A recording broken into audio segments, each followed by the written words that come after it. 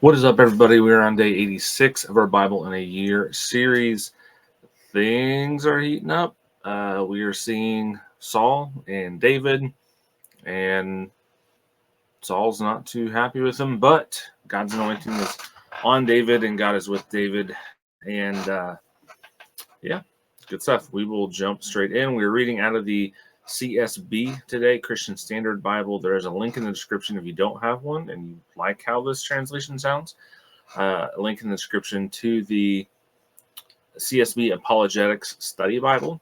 It's a Bible I highly recommend, especially for newer people to the faith who are interested in apologetics and learning why you believe what you believe, which every Christian should be, at least to some degree, should be into. But let's jump straight in.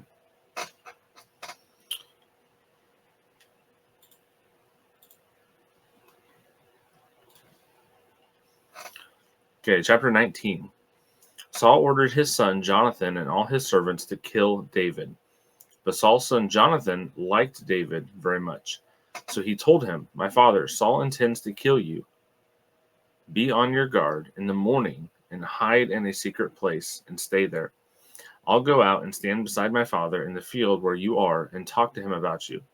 When I see what he says, I'll tell you." Jonathan spoke well of David to his father, Saul. He said to him, "The king should not sin against his servant David. He hasn't sinned against you. In fact, his actions have been a great advantage to you. He took his life in his hands when he struck down the Philistine, and the Lord brought about a great victory for all Israel. You saw it and rejoiced, so why would you sin against innocent blood by killing David for no reason?" Saul listened to Jonathan's advice and swore an oath, "As surely as the Lord lives, David will not be killed." So Jonathan summoned David and told him all these words. Then Jonathan brought David to Saul, and he served him as he did before. When war broke out again, David went out and fought against the Philistines. He defeated them with such a great force that they fled from him. Now an evil spirit sent from the Lord came on Saul as he was sitting in his palace holding a spear. David was playing the lyre, and Saul tried to pin David to the wall with the spear. As the spear struck the wall, David eluded Saul, ran away, and escaped that night. Saul sent agents to David's house to watch for him and kill him in the morning. But his wife, Michal, warned David. I'm never sure how to pronounce that name. Michal, I don't know. It sounds weird saying Michael. But his wife, Michal, warned David, "If you don't escape tonight, you will be dead tomorrow." So she lowered David from the window, and he fled and escaped. Then Michal took the household idol and put it on the bed, placed some goat hair on its head, and covered it with a garment. When Saul sent agents to seize David, Michal said, "He's sick." Saul sent agents back to see I can't talk. Saul sent the agents back to see David and said, "Bring him on his bed so I can kill him." When the agents arrived, to their surprise, the household idol was on the bed with some goat hair on its head. Saul asked Michal, "Why did you deceive me like this? You sent my enemy away, and he has escaped." She answered him. "He said to me, 'Let me go. Why should I kill you?'" So we're getting to multiple times that Saul has tried to pin David to the wall with a spear. I feel like really even once is probably too much. But we're twice for that now. And multiple occasions now that Saul is just actively trying to kill David. So things are getting heated, you could say. To say the least, things are getting heated. Okay, verse 18. So David fled and escaped and went to Samuel at Ramah and told him everything Saul had done to him. Then he and Samuel left and stayed at Naioth. When it was reported to Saul that David was at Naioth and Ramah, he sent agents to seize David. However, when they saw the group of prophets prophesying, with Samuel leading them, the Spirit of God came on Saul's agents, and they also started prophesying. When they reported to Saul, he sent other agents, and they also began prophesying. So Saul tried again and sent a third group of agents, and even they began prophesying. Then Saul himself went to Ramah. He came to the large cistern at Seku and asked, "Where are Samuel and David?" "At Naoth and Ramah," someone said. So he went to Naoth and Ramah.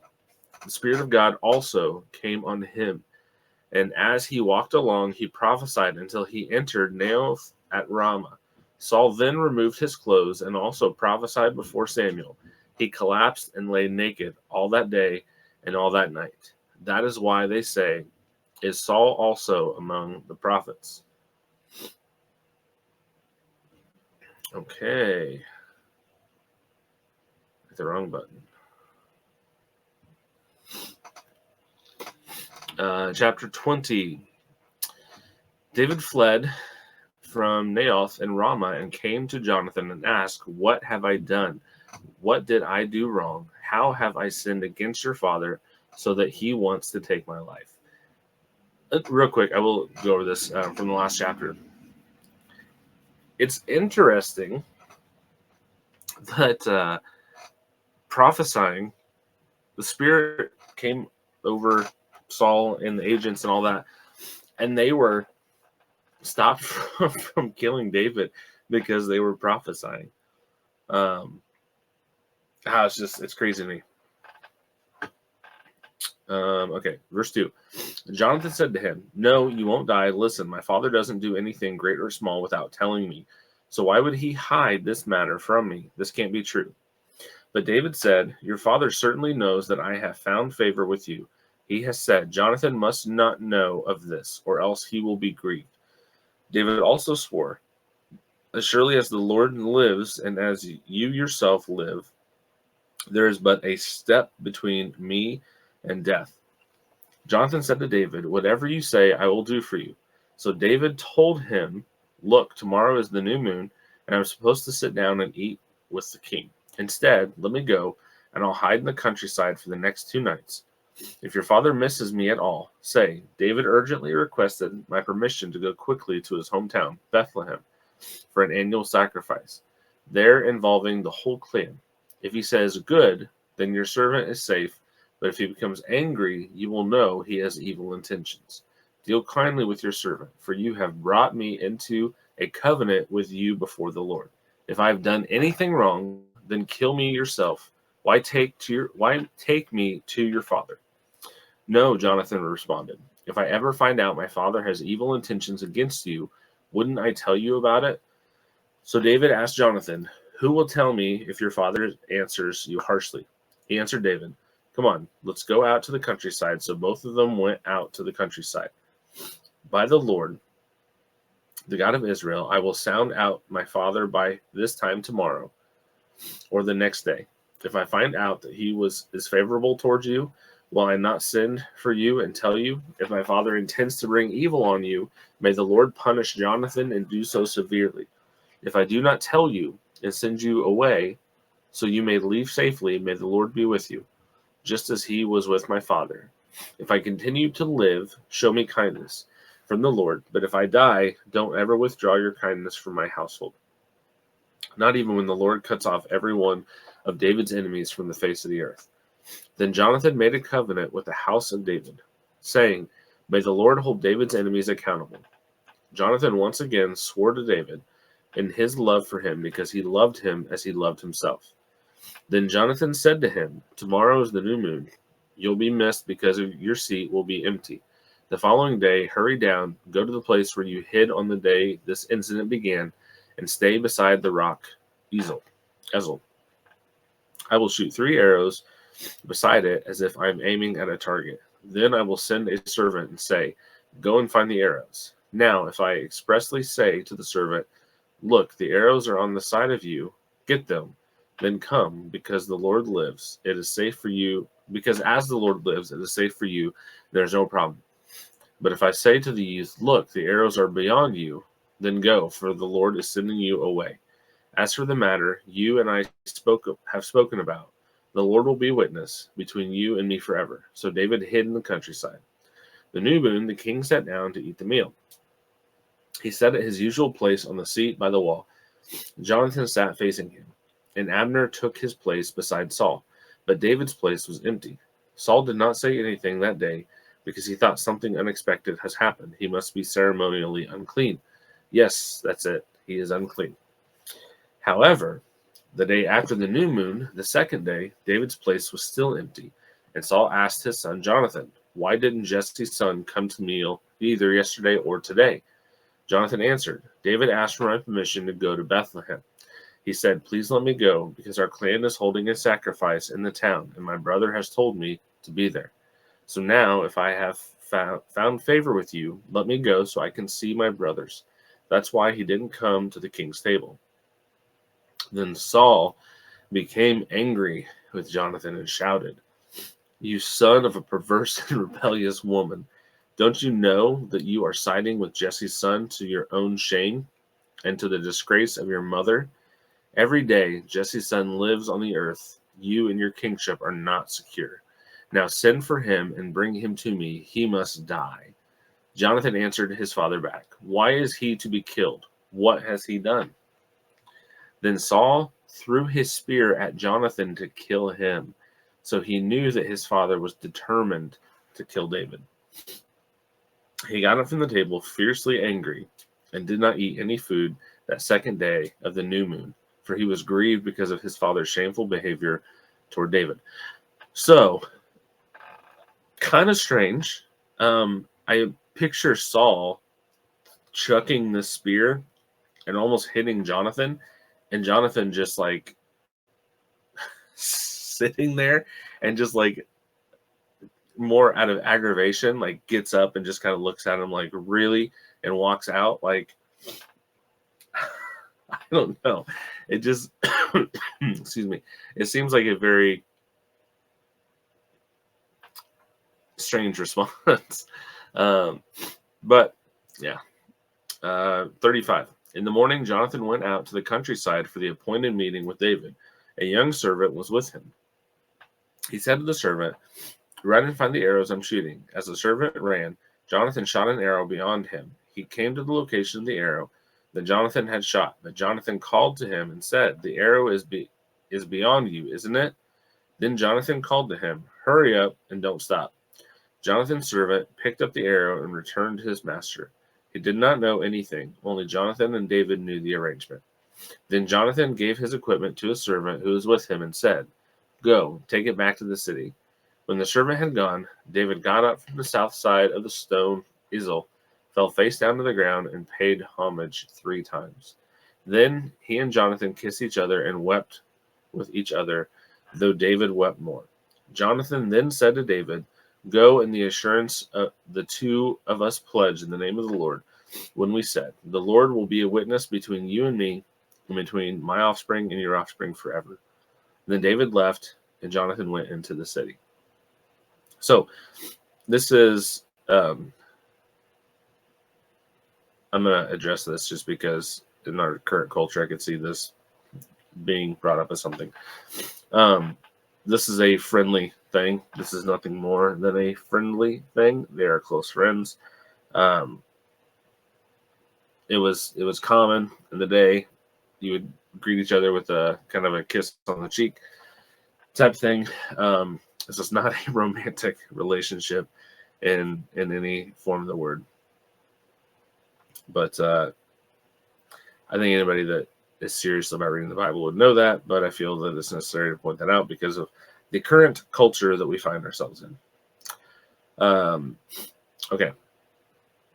Chapter 21. David went to the priest Ahimelech at Nob. Ahimelech was afraid to meet David, so he said to him, "Why are you alone and no one is with you?" David answered the priest Ahimelech, "The king gave me a mission, but he told me, 'Don't let anyone know anything about the mission I'm sending you on or what I have ordered you to do. I have stationed my young men at a certain place. Now, what do you have on hand? Give me 5 loaves of bread or whatever can be found." The priest told him, "There is no ordinary bread on hand. However, there is consecrated bread, but the young men may eat it, only if they have kept themselves from women." David answered him, "I swear that women are being kept from us as always when I go out to battle. The young men's bodies are consecrated even on an ordinary mission, so of course their bodies are consecrated today. So the priest gave him the consecrated bread, for there was no bread there except the bread of the presence that had been removed from the presence of the Lord. When the bread was removed, it had been replaced with warm bread. One of Saul's servants, detained before the Lord, was there that day. His name was Doeg the Edomite, chief of Saul's shepherds. David said to Ahimelech, "Do you have a spear or sword on hand?" "I didn't even bring my sword or my weapons, since the king's mission was urgent." The priest replied, "The sword of Goliath, the Philistine, whom you killed in the valley of Elah, is here, wrapped in a cloth behind the ephod. If you want to take it for yourself, then take it, for there isn't another one here." "There's none like it," David said. "Give it to me."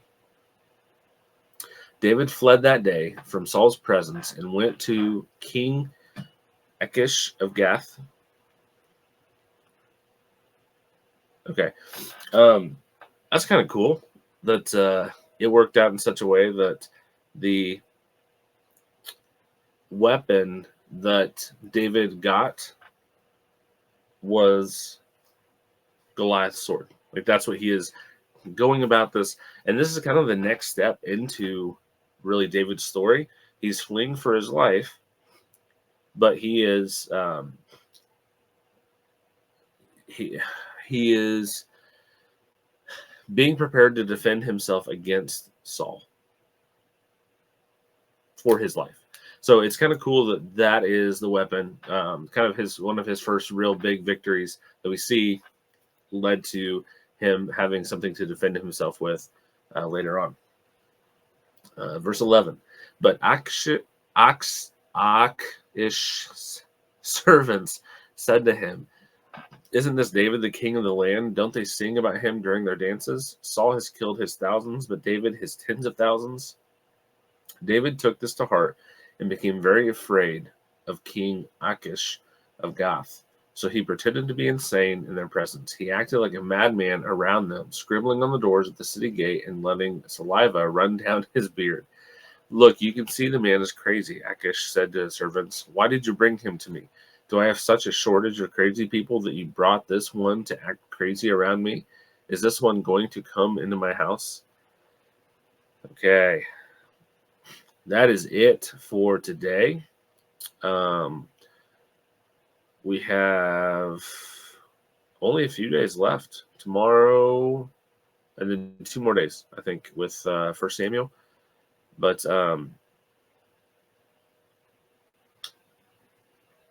yeah, it's there's a lot that's happening really, really quickly. We're seeing the very fast, very, very fast spiraling downward and out of control of Saul, and God positioning David to step into this role as king once Saul officially steps out. And David's on the run. He's on the run. He's trying to save himself, trying to keep himself from being killed. And there's some interesting things that come up that I think can play an important role in some things in our lives today, but also some that's taken way out of context today. But we will jump straight into our questions. Question 1 for today: Saul's envy in chapter 19 blinds him to God's will. How does this reveal the theological tension between human sinfulness and divine election, and what does it caution us about in our own hearts? So it kind of makes me think of someone saying that they have a big decision or something like that that's coming up, and they are praying about what decision to make, but they're not really praying about it, or they are, but they've already made up in their mind what they're going to do, what they want to do, and they're just trying to, I guess, do like due diligence, or seem like they're doing due diligence, trying to make it seem to themselves or to God like they're actually seeking what God wants, but they've already decided what they're going to do, and they're just going to do it. It's just basically prolonging that thing. Typically, this is a sinful matter. And a lot of times with stuff like this, you don't need to pray about it. Like, it's something that is clearly not good. Not always. And I'm not trying to say that you shouldn't pray about stuff to see guidance or leadership, discernment from the Holy Spirit. I think you should. I think that's a wise thing to do. But there can be a lot of times where people use that as an excuse when it's not actually what they're doing. Question 2. Jonathan's covenant with David in chapter 20 defies his father's rage. How might this act of sacrificial loyalty reflect the nature of God's covenant and love and prefigure Christ's intercession for us? So, it kind of reflects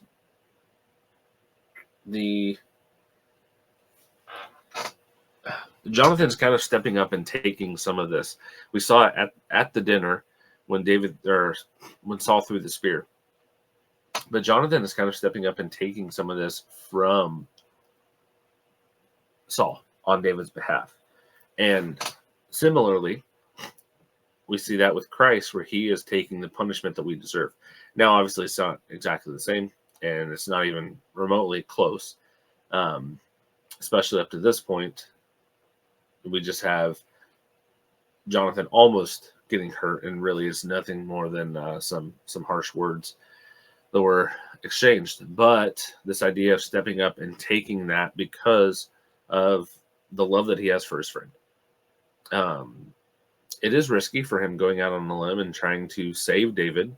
I'm sure that's risky, and that's part of why we see that he can't go straight to him. He shoots the arrow and then says, it's gone beyond you, and to let David know what's going on without anyone else around him knowing what's going on.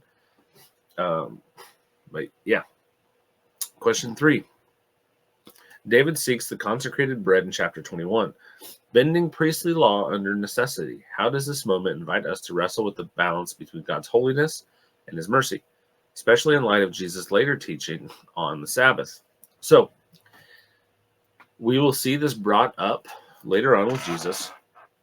He actually mentions when the Pharisees are talking about the Sabbath and his disciples are gathering food on the Sabbath. They're breaking heads of grain to eat, I believe. But what we see, Jesus actually brings up the story that David ate the showbread that was there. We also see on the Sabbath, they're allowed to go break the Sabbath if it's for saving someone's life or protecting someone, or matters where human life is on the line. And that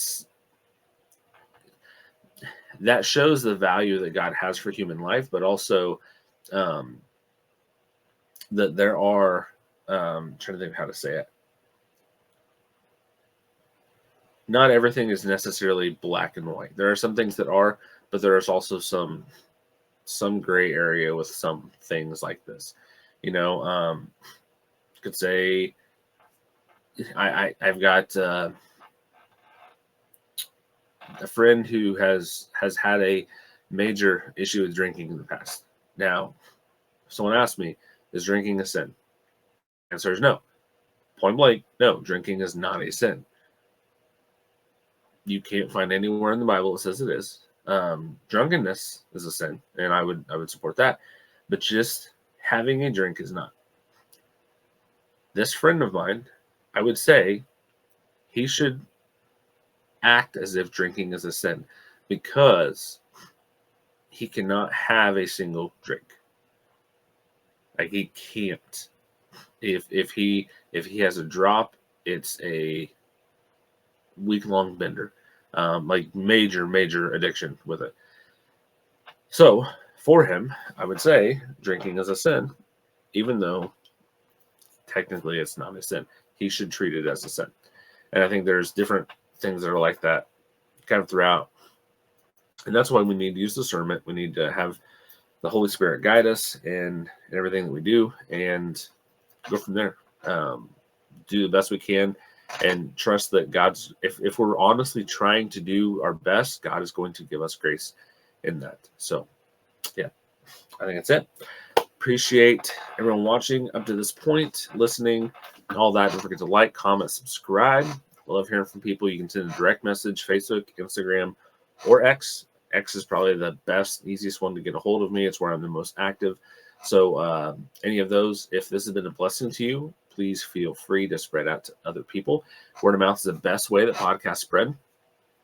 So it may not seem like it now in 2025, but word of mouth is still the best way that podcasts spread. So if it's been a blessing to you, you can share it to others as well, and it will maybe help encourage them to stay with reading their Bibles on a regular basis.